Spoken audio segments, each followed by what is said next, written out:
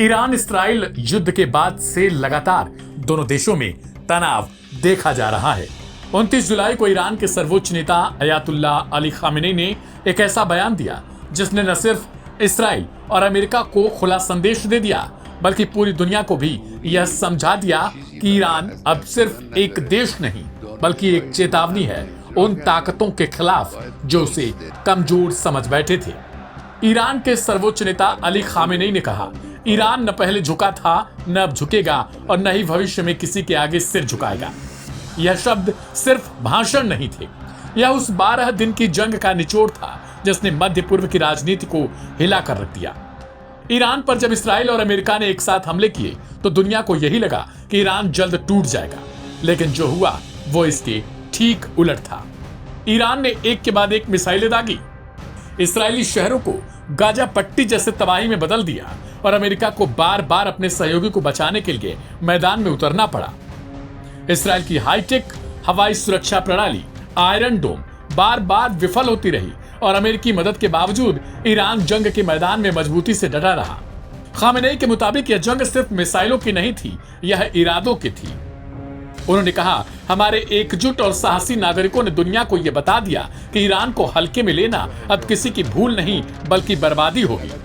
इस पूरे टकराव ने एक नई हकीकत को जन्म दिया कि पश्चिम एशिया में अब शक्ति संतुलन बदल रहा है। ईरान अब केवल प्रतिक्रिया नहीं देता, वह नीति भी तय करता है। सुनवाते हैं आपको आखिर अली खामेनेई की तरफ से क्या कुछ कहा गया। اونچه که استکبار جهانی و در رأس آن آمریکای جنایتکار با اون مخالف است، همین دین شما و دانش شماست. Aim right, achieve big. At KR Mangalam University, we provide you the platform to turn your dreams into reality. At KR Mangalam University. با دین شما مخالفند، با این ایمان گسترده مردم مخالفند، با این اتحاد در زیر سایه اسلام و قرآن مخالفند و با دانش شما مخالفند. علاوه بر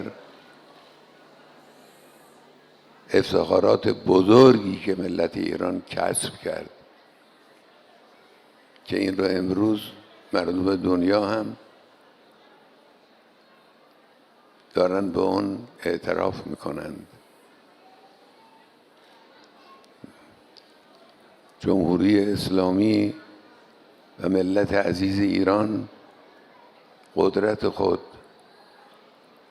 عزم و اراده خود، استقامت خود، دست پر خود رو به دنیا نشان داد. اگر دیگران از دور چیزی شنیده بودند، از نزدیک قدرت جمهوری اسلامی رو احساس کردند. علاوه بر اینها این نکته مهمه که جمهوری اسلامی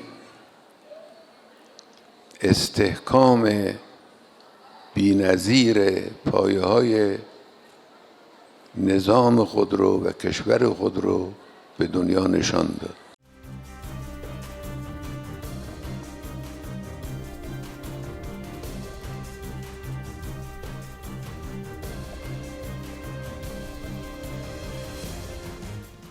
Gaza पर लगातार अटैक कर रहे इस्राइल पर चौतरफा मार पड़ रही है।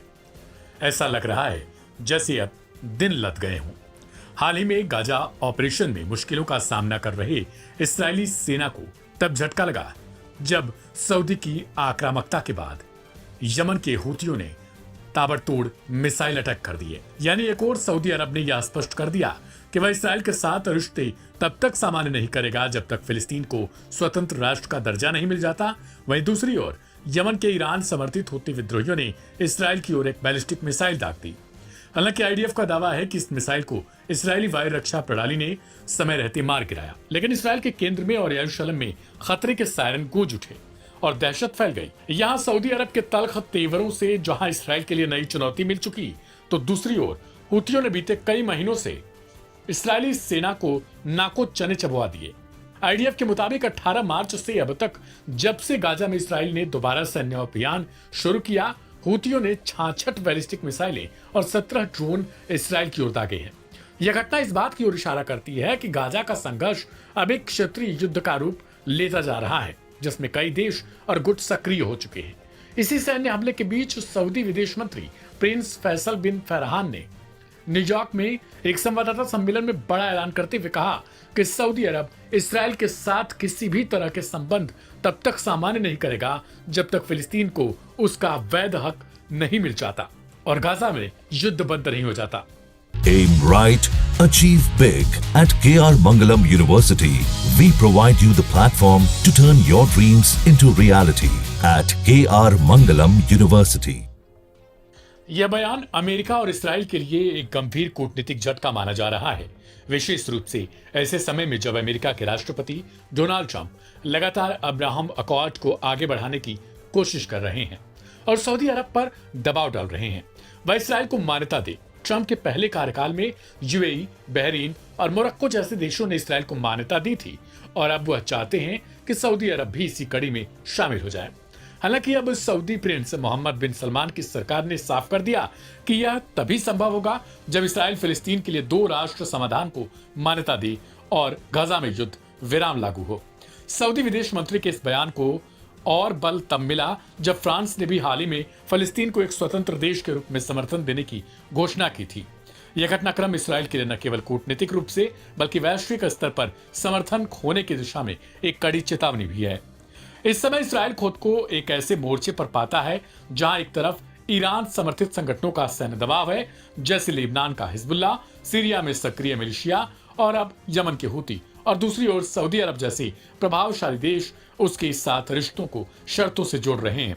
विश्लेषकों का मानना है कि अगर इसराइल और अमेरिका ने फिलिस्तीन मुद्दे को लेकर लचीलापन नहीं दिखाया तो यह स्थिति मध्य पूर्व में और अधिक अस्थिरता और संघर्ष को जन्म दे सकती है।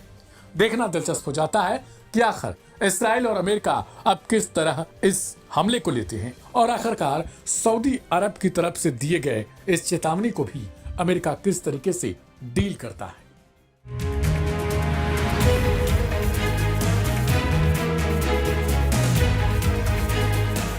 हाल ही में फ्रांस ने फिलिस्तीन को एक राष्ट्र के रूप में मान्यता देने की घोषणा की। इसके बाद दुनिया भर से फिलिस्तीन के पक्ष में आवाज उठने लगी और इसी बीच में एक बड़ा सम्मेलन हो रहा है। आपको बता दें कि 28 से 30 जुलाई तक संयुक्त राष्ट्र मुख्यालय में सऊदी अरब और फ्रांस द्वारा फिलिस्तीन प्रश्न के शांतिपूर्ण समाधान के लिए एक उच्च स्तरीय अंतर्राष्ट्रीय सम्मेलन ने वैश्विक मंच पर फिलिस्तीनी राज्य की स्थापना के लिए एक महत्वपूर्ण कदम उठाया है। इस सम्मेलन में विभिन्न देशों के प्रतिनिधियों, राजनयिकों और अंतर्राष्ट्रीय संगठनों ने हिस्सा लिया, जिन्होंने इसराइल फिलिस्तीन संघर्ष के समाधान के लिए 2 स्टेट सॉल्यूशन को पुनर्जन्म देने पर जोर दिया।